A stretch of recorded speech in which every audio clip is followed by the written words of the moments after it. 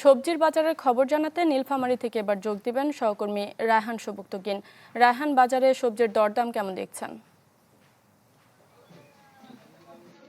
ধন্যবাদ শারমিন। আমরা নীলফামারীর ডোমার পৌরসভার যে কাঁচা বাজার রয়েছে, কাঁচা বাজারের আড়ত রয়েছে, পাইকারি বাজার, সেখানে এসেছি সবজির বাজার পরিস্থিতি দেখাতে।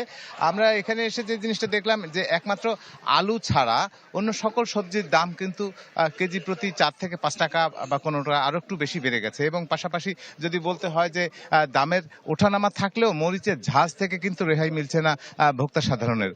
আমরা যদি দেখাতে চাই যে এই যে কাঁচা বাজারের আড়তে এখানে বেগুন, এই যে চিচিঙ্গাটির দিকে আমি একটু দেখাতে চাই যে চিচিঙ্গা গতকালকে বিক্রি হয়েছিল পাইকারি বাজারে 20 টাকা করে কেজি, তবে আজকে কিন্তু এটা 30 টাকার কাছে গিয়ে উঠেছে। এই যে প্রত্যেকটা জিনিসে কাঁকরোল, চিচিঙ্গা, পটল, অন্য সবকিছু যে সমস্ত সবজি এই মুহূর্তে বাজারে উঠেছে সেগুলো সবগুলোরই কিন্তু 4 থেকে 5 টাকা করে কেজি প্রতি বেড়েছে।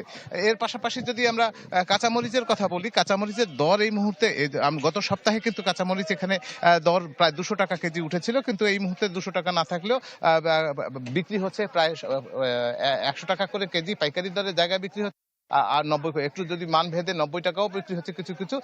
এটি খুচরা বাজারে যেতে যেতেই কিন্তু প্রায় 150 টাকার কাছাকাছি উঠে যাচ্ছে। এবং প্রত্যেকটা পণ্যের ক্ষেত্রে আমরা যদি বলি যে সবচেয়ে অবাক করা বিষয়, শসার দাম হঠাৎ করে 60 টাকা উঠে গেছে পাইকারি বাজারে। আজকে যারা বিক্রি করতে এসেছে কৃষকেরা, তারা কিন্তু 60 টাকা চাচ্ছিল, এবং যারা কিনবে, যে দোকানিরা কিনবে, তারা কিন্তু এটাতে অস্বস্তি প্রকাশ করতেছিল যে হঠাৎ করেই শসার দাম এরকম বেড়ে গেল। তবে যে কথাটা বলতে পারা যায় যে প্রত্যেকটা সবজির দাম বেড়ে গেছে 4 থেকে 5 টাকা করে। শুধুমাত্র আলু যেটি বিক্রি হচ্ছে এখনো 10 টাকায়, কেজি প্রতি 10 টাকায় বিক্রি হচ্ছে, সেখানে আলু ছাড়া আর কোনো কিছুতে কিন্তু ভোক্তার জন্য তেমন স্বস্তি নেই।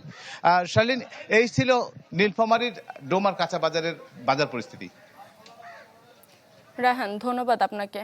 দর্শক, নীলফামারী থেকে সবজি বাজারের খবর জানাচ্ছিলেন আমাদের সহকর্মী।